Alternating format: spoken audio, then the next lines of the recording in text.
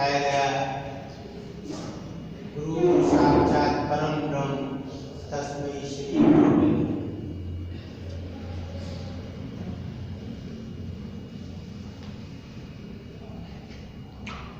और शास्त्र ऐसा वर्णन भी करते हैं जैसा कि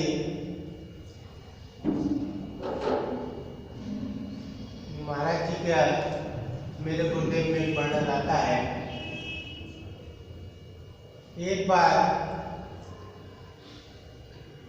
एक शिष्य ने गुरुदेव से उनको ये, जब गुरुदेव का स्वास्थ्य खराब रहता था तो सबके मन में संशय खड़ा होता है। तो इन प्रेमी के मन में भी ये संशय था कि गुरुदेव का तो इतना स्वास्थ्य खराब रहता है, कहीं ऐसा ना हो कि किसी समय हमसे इनका मार्गदर्शन छूट न जाए। ऐसी मन में उनके स्वास्थ्य को लेकर शंका रहती थी। तो इन प्रेमी ने गुरुदेव से ऐसा प्रश्न कर दिया कि लिखा कि क्या गुरु मौत के बाद भी मार्गदर्शन करता है। एक अपने भविष्य की चिंता थी कि कहीं ऐसी घटना हो गई तो हम शिष्यों का क्या हुआ, सारा हम लोग किससे ज्ञान लेंगे, कौन हमको मार्गदर्शन करेगा। तो ये प्रश्न इन्होंने गुरुदेव से कर दिया। तब कह रहे हैं और उत्तर यूं था कि ये तेरी श्रद्धा और प्रेम पर है। तो गुरुदेव ने कहा कि अगर गुरु पर तुम्हारा श्रद्धा है और सच्ची श्रद्धा और प्रेम है तो कह रहे हैं कि जो सच्चा गुरु होगा वह कई जन्मों तक अपने शिष्य का साथ देता है। ये अटल नियम। ये गुरुदेव एक एश्योरेंस दे रहे हैं, आश्वासन कि अगर शिष्य का गुरु पर पूरा विश्वास है, पूरी श्रद्धा है, तो उसको गुरु के शरीर छूटने के पश्चात भी उसका मार्गदर्शन जारी रहेगा। और इसी मेरे गुरुदेव में एक जगह ये प्रसंग आता है कि महाराज जी ने स्वयं कहा कि शेर के पंजे से शिकार छूट सकता है, लेकिन कोई सच्चे गुरु के शरण में आ गया तब वो शिष्य कभी गुरु के पंजे से नहीं छूट सकता। अर्थात उसका कल्याण होना ही होना है, ये निश्चित है। लेकिन सारा सब कुछ खेल जो है वो शिष्य के श्रद्धा, समर्पण, विश्वास और प्रेम का है। अब जो जीते जी वचन सुन रहे हैं, जो साक्षात उनकी शरण में है, जब उसको सुनते सुनते उन पर विश्वास नहीं है तो बाद में क्या विश्वास कर सकता है। और ऐसा ही एक प्रसंग दास ने स्वामी गोवर्धन जी की जो आत्मकथा है उसमें उन्होंने कुछ स्वयं लिखा है। उन्होंने ये बात स्वयं लिखी, जब कोई व्यक्ति किसी के बारे में कुछ लिखता है तो वो तो अपने अनुमान से लिख सकता है कि उस व्यक्ति का, उसने ये कहा तो शायद इसका ये अर्थ होगा। लेकिन जब व्यक्ति अपने बारे में स्वयं लिखता है तब इसमें कोई इफेक्ट बट नहीं होती, जो उसका सही अनुभव है वो उसी का वर्णन करता है। तो ये योगानंद जी की आत्मकथा जो उन्होंने स्वयं लिखी है, उसमें उन्होंने स्वयं लिखा कि बचपन से जिज्ञासु थे, अध्यात्म मार्ग के प्रति बहुत प्रवृत्ति थी उनकी, और हमेशा किसी गुरु की खोज में रहा कर सकते थे। और एक से एक सिद्ध गुरु उनको मिले, एक से एक योगियों के पास उनका संपर्क हुआ, उनसे दीक्षा भी ली। लेकिन वो कहते हैं कि मैं दीक्षा लेता था, उनके पास जाता था, लेकिन मेरा मन में एक भटकाव बना रहता और ऐसा लगता था कि अभी मेरी खोज पूरी नहीं हुई है, मन में कमी बनी रहती है।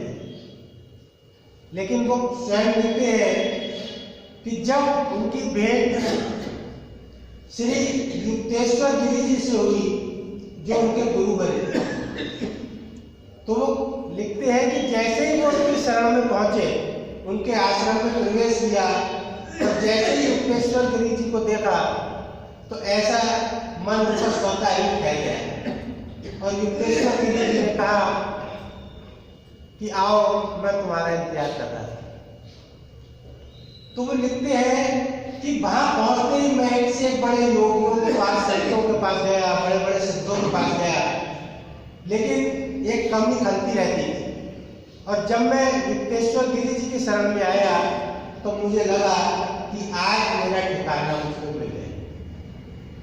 तब वहां पर उन्होंने लिखा कि गुरु और शिष्य का जो संबंध है वो जन्म जन्मांतर से चलता है और जब वास्तव में जिज्ञासु होता है, जो वास्तव में जिज्ञासु होता है, तो गुरु उसको स्वयं जाकर जहां भी जिज्ञासु वो बैठा हो, जहां भी वो शिष्य होगा, वो गुरु उसको वहीं पर जाकर स्वयं पकड़ लेता है। और हम अपने यहाँ देखते हैं कि बहुत से ऐसे प्रेमी जिन्होंने कभी महाराज जी को जाना नहीं, कभी उनके बारे में सुना नहीं, लेकिन उनका ये अनुभव है कि उनको लगता है कि अब मेरे जीवन का भटकाव खत्म हो गया और उनको ऐसा लगता है कि यही मेरा वास्तव में ठिकाना। तो ये कई संतों के द्वारा इस बात की पुष्टि होती है कि गुरु और शिष्य का जो संबंध है वो जन्म जन्मांतर से चलता है। ये कोई जीवन की नई घटना नहीं होती और जब वह मिल जाता है तभी वास्तव में उसको उसके अंदर पूर्ण संतुष्टि हो जाती है कि अब मुझको अपना ठिकाना मिल गया, वहीं पर उसको ठहराव मिलता है। इसी बात को सिद्ध करते हुए एक महर्षि रमण जी की एक संवाद है अपने शिष्यों के साथ। देखिए कितना जो संत की बात है वो कितना हमारे जीवन में विश्वास पैदा करती है। वैसे तो महर्षि रमण को हमने पढ़ा है, सुना है कि वह बहुत कम बोला करते थे, वो प्रवचन या उपदेश वगैरह नहीं दिया करते, लेकिन जब कोई जिज्ञासु उनसे प्रश्न करता था तो वो उसी का उत्तर दिया करते। तो ये संवाद है कि महर्षि स्कंद आश्रम में बैठे थे और चारों तरफ उनके शिष्य बैठे थे। एक जिज्ञासु ने प्रश्न किया, वो कहते हैं, जिज्ञासु ने कहा कि भगवान आपसे ज्ञान लिए हुए और इस मार्ग पर चलते हुए मुझे कई वर्ष हो गए। बहुत लोग को ऐसा लगता है, ये इसी तरह का एक प्रसंग दास ने रामकृष्ण परमहंस जी के शिष्य शिवानंद जी का पढ़ा था। तो देखिए वो भी क्या कहते हैं और यहाँ महर्षि क्या कह रहे हैं। आज व्यक्ति को कई बार लगता है कि वो इस मार्ग पर चल रहा है लेकिन उन्नति नहीं हो रही है, और ऐसा लगता क्यों है? क्योंकि हमारे अंदर विकार भरे पड़े हैं और हर व्यक्ति को अपने विकारों के बारे में पूर्ण ज्ञान है। दूसरे को तो हो सकता है ना दिखाई दे, क्योंकि हम बड़े चतुर हैं, अपने विकार छुपा लेते हैं, लेकिन अपने से तो अपना विकार नहीं छुपाया जा सकता। तो इसलिए उसको लगता है कि मुझको इतना समय हो गया, ना तो मेरा लोभ कम हुआ, ना काम कम हुआ, जितने भी विकार है, काम, क्रोध, लोभ, मोह, अहंकार, उसको लगता है कि ये एज इट इज बने, क्योंकि अपने विकार दिखाई देते हैं सबको। तो मन में ये शंका होती है कि इतने समय से मैं बताओ सत्संग में जा रहा हूँ, गुरु के पास जा रहा हूँ, लेकिन विकार मेरे वहीं के वहीं खड़े हैं। तब यही प्रश्न एक बार शिवानंद जी से उनके शिष्य ने किया, जो रामकृष्ण परमहंस जी के शिष्य थे शिवानंद जी, उनके शिष्य ने किया कि महाराज ऐसा लगता है कि कुछ ईश्वर भक्ति के मार्ग में उन्नति नहीं हो रही। तो गुरु इस रहस्य को जानता है, जितना गंभीर रोग होगा उतना ही लंबा इलाज में समय लगता है। हम डॉक्टर के पास भी कई बार जाते हैं और ये शिकायत करते हैं साहब फायदा नहीं हुआ, तो डॉक्टर तुरंत दवा नहीं चेंज कर देता, वो पूछता है, भाई समझता है कितना फायदा हुआ, 5% हुआ, 10% हुआ।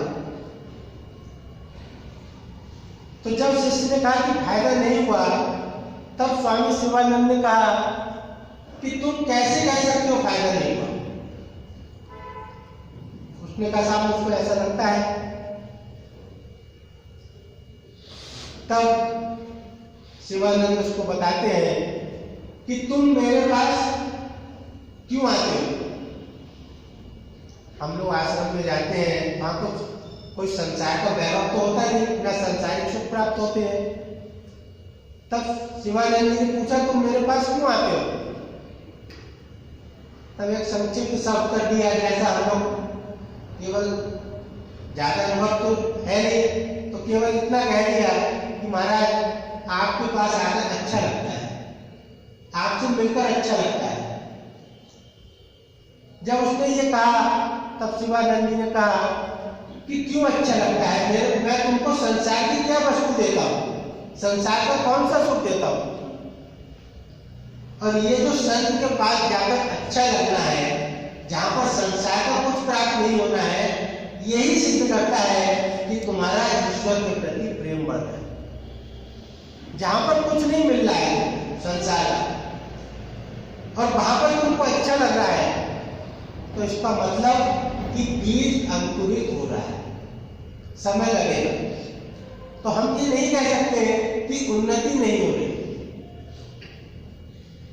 तो यही महर्षि रमण से जब शिष्य ने कहा, जिज्ञासु ने, कि मुझको ऐसा लगता है कि उन्नति नहीं हो रही है, तब महर्षि क्या कहते हैं कि शिष्य ने कहा मैं वहीं का वहीं खड़ा हूं, मैंने कोई उन्नति नहीं की। महर्षि बोले जो यात्री ट्रेन के प्रथम श्रेणी के डिब्बे में सफर करता है, वे रात को बार बार जाकर ये नहीं देखता कि उसका कौन सा स्टेशन आ गया। जब हम कहीं ट्रेन में जाते हैं, हम सबका अनुभव है, और रात को किसी रिजर्व कोच में सफर करते हैं, रिजर्व सीट पर, तो वो व्यक्ति सो जाता है। तो महर्षि कह रहे हैं जब आप फर्स्ट क्लास में सफर कर रहे हैं तो आपको बार बार जाग कर देखने की जरूरत नहीं है कि कौन सा स्टेशन आ गया। कह रहे हैं कि वह खिड़की दरवाजे बंद कर निश्चिंता से सोते हैं, क्योंकि उनके स्टेशन पर उतारने की जिम्मेदारी उस डिब्बे के गाइड की होती है। तुम भी प्रथम श्रेणी के डिब्बे में सफर कर रहे हो और मैं तुम्हारा गाइड हूं। गुरु गाइड होते हैं,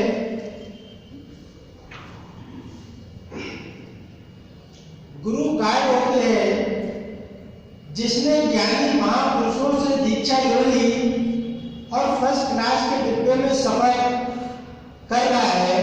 इसलिए तुम्हें ये चिंता करने की जरूरत नहीं कि तुम कहां तक पहुंचे हो। तुम्हें मंजिल तक ले जाना मेरी जिम्मेदारी है। देखिए कितना बड़ा गुरु एश्योरेंस देते हैं। यही हमारे विश्वास की सीढ़ी है। हमको इसी दृढ़ता से, इसी विश्वास से गुरु के बताए मार्ग पर चलना है।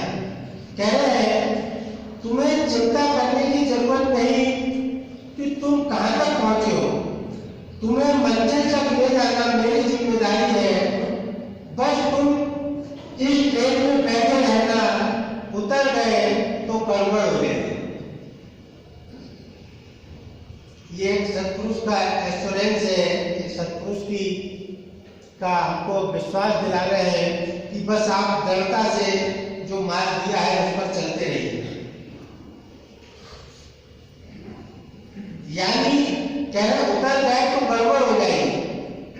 यानी अध्यात्म मार्ग में सद्गुरु द्वारा चलाई गई ट्रेन में बैठकर हर शिष्य मंजिल पर पहुंचता ही है। इसलिए स्वयं को गुरु को समर्पित कर शिष्य को चिंता रहित हो जाना चाहिए। बात लौट फिर यहीं पर आती है कि हमको गुरु के प्रति पूर्ण श्रद्धा और समर्पण चाहिए हमारा। फिर आगे कहते हैं, जैसा कि हमने महाराज जी का सुना कि प्रेमी ने अपने मन में जो शंका थी वो जाहिर की कि क्या गुरु के बाद शिष्य का मार्गदर्शन कैसे होता है। तब क्या कह रहे हैं, अब जिज्ञासु ने कहा, गुरु भाई हम अपने अगले जन्म में आपको कैसे ढूंढ पाएंगे, आप तक कैसे पहुंचेंगे। अब महर्षि क्या कहते हैं, महर्षि बोले, क्या इस जन्म में तुमने मुझे ढूंढ लिया क्या। अब देखिए ये रहस्य सत्पुरुष जानते हैं। वो कहते हैं क्या इस जन्म में तुमने मुझे ढूंढा, अर्थात गुरु ने ही ऐसी कृपा की कि हम उस गुरु तक पहुंच पाए। चाहे कोई भी माध्यम बना, चाहे कोई व्यक्ति ऐसा मिला या हम ऐसे स्थान पर पैदा हुए, ऐसे परिवार में पैदा हुए जहाँ ऑलरेडी गुरु भक्ति थी, कुछ ना कुछ ऐसा माध्यम उस गुरु ने ही बनाया। लेकिन हम क्या धोखा खा जाते हैं कि हमने गुरु को ढूंढा। तो ये महर्षि क्या कह रहे हैं, महर्षि बोले, क्या इस जन्म में तुमने मुझे ढूंढ लिया, क्या इस जन्म में तुम खुद मुझ तक पहुंचे हो। नहीं, जैसे एक चरवाहा अपनी भेड़ों को इकट्ठा करता है, ऐसे ही एक सद्गुरु जब धरा पर आते हैं तो सबसे पहले अपनी भक्त आत्माओं को इकट्ठा करते हैं। ये उनका कार्य है, वे खुद एक एक को ढूंढते हैं और उसे खुद अपने तक लेकर आते हैं। अब देखिए ये बात महर्षि रमन हमको बता रहे हैं, और यदि हम महाराज जी का जीवन पढ़े, मेरे गुरुदेव को ही देखें, तो उसमें ये बात बिल्कुल सिद्ध हो जाती है। कैसे भगत जी की हम घटना जानते हैं, क्या भगत जी महाराज जी को ढूंढ पाए। महाराज जी खुद भगत जी के पास पहुंचे और कई प्रेमियों के पास पहुंचे, और महाराज जी ने कहा कि प्रेमी ये तुम्हारे लिए खुद आए। प्रेमियों को स्वप्न के माध्यम से बुलाया। प्रेमी जसवंत राय जी की हम घटना सुनते हैं कि किस प्रकार उनको दूसरे प्रेमियों को भेजकर बुलवाया, स्वप्न में उनको दिखाई दिए, फिर भी नहीं आए। तब क्या दिखाया कि उनको इतना बीमार कर दिया कि अंत में उनको महाराज जी तक पहुंचना पड़ा। ये सब हमने कई बार सुना है। तो यही महर्षि रमन देखिए बात ये इसीलिए दार्शनिक के पढ़ने में आया, तो इसलिए सेवा में रखा कि हम अलग अलग सत्पुरुष हुए, अलग अलग समय में हुए, लेकिन फिर भी उनके निर्णय कितने एक समान थे, एक से वचन कह रहे हैं कि ये उनका कार्य है। वे खुद एक एक को ढूंढते हैं और उसे खुद अपने तक लेकर आते हैं। अब कह रहे हैं, क्या तुम महाराष्ट्र के उस अध्यापक से नहीं मिले। एक अध्यापक के जीवन में क्या घटना घटी ये बता रहे हैं कि क्या तुम महाराष्ट्र के उस अध्यापक से नहीं मिले। वह सबको बताता फिरता है कि कैसे वो यहाँ अरुणाचल में मुझ तक पहुंचा। अभी बता रहे हैं कि कैसे शिष्य को गुरु खुद बुलाते हैं, कैसे पहुंचा। वो अध्यापक बताते हैं कि एक रात उसे सपने में मैं दिखाई दिया। एक कहा कि तुम मेरे पास क्यों नहीं आते? अध्यापक ने कहा कि पर आप हो कौन? वो अध्यापक महर्षि रमण के बारे में कुछ नहीं जानता है और महर्षि उसको स्वप्न के द्वारा अपने पास बुला रहे हैं। मैंने उससे कहा कि तुम मेरे पास क्यों नहीं आते? अध्यापक ने कहा पर आप हो कौन? मैं महर्षि रमण। अध्यापक कहते हैं पर मैंने तो आपके बारे में कभी नहीं सुना, ये भी नहीं पता कि आप कहाँ रहते हैं।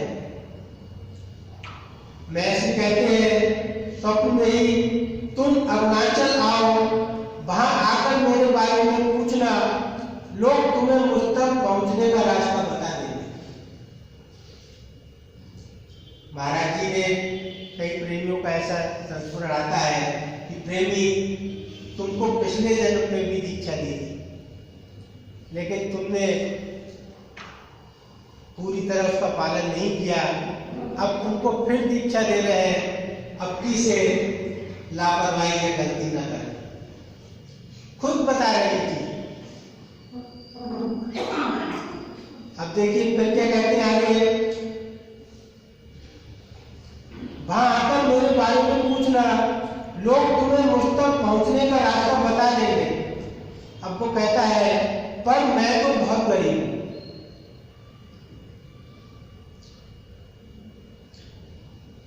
महाराज से अरुणाचल तक आने के पैसे नहीं है मेरे पास।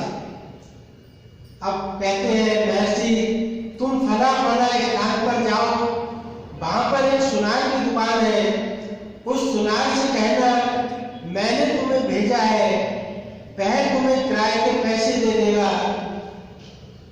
उसकी किराए की व्यवस्था करते हैं।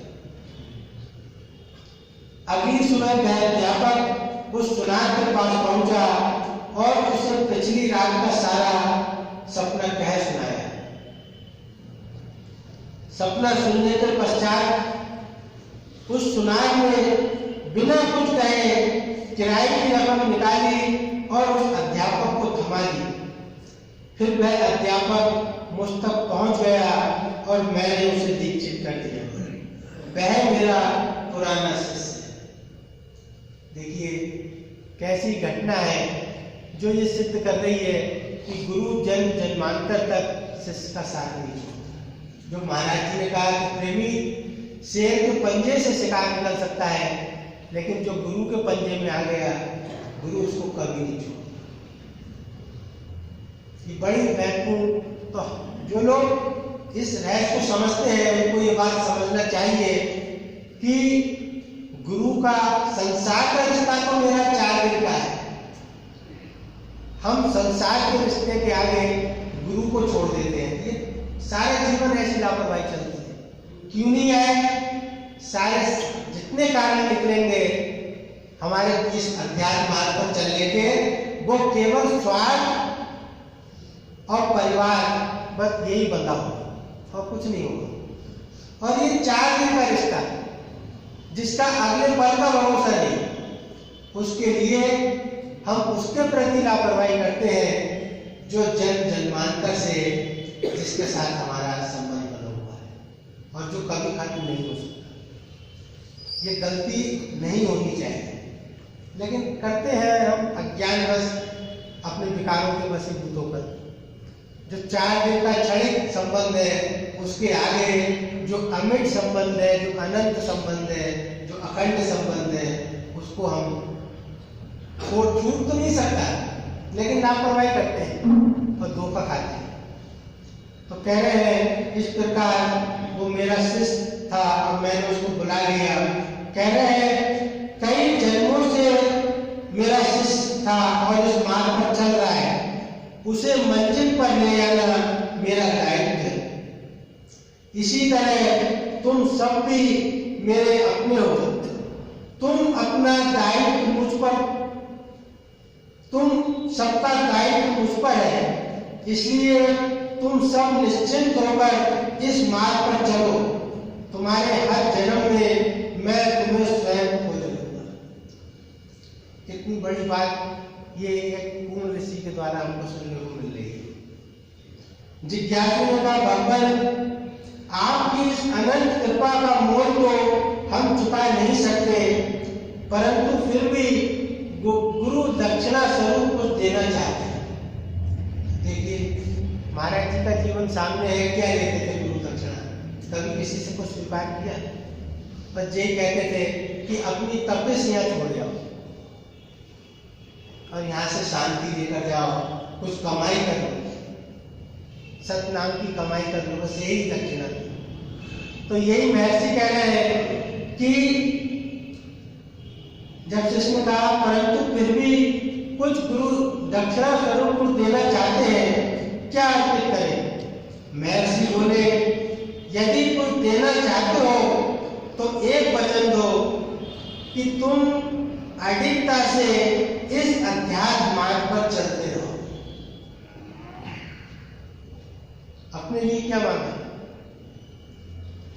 एक वचन दो कि तुम अडिगता से इस अध्यात्म मार्ग पर चलते रहोगे, आप उन्नति के लिए हमेशा प्रयत्नशील रहोगे, अज्ञानता के अंधकार में डूबे समाज को ज्ञान के दीप से आलोकित करोगे, यही मेरी गुरु दक्षिणा। तो हम लोग भी ये प्रयास करें, ये संकल्प करें कि जो गुरु ने मार्ग दिया है उसमें अडिगता से और श्रद्धा से चलते रहेंगे, जो वास्तव में जीवन का लक्ष्य है, यही हमारा कल्याण है और यही गुरु दक्षिणा। ओम प्रणव सत्य।